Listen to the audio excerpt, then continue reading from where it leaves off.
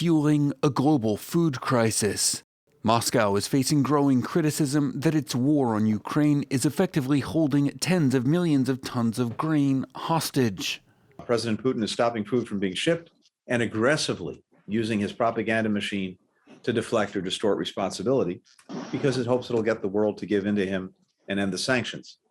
In other words, quite simply put, it's blackmail. Developing nations in the Middle East and Africa that depend on grain imports from the region are now confronting rising costs and hunger. Last week, Senegalese President and African Union Chair Macky Sall met with Vladimir Putin in Sochi to ask him to help ease the crisis.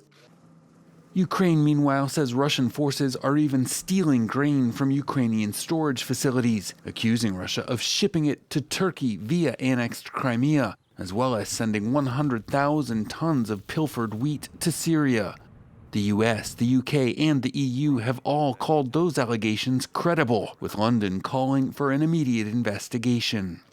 The Kremlin denies stealing grain, blaming the interruption of exports on Ukrainian mines in the Black Sea and on Western sanctions, a position the EU calls groundless. Russia is solely responsible for this food crisis, Russia alone. The EU has no sanctions on the agricultural sector in Russia, zero.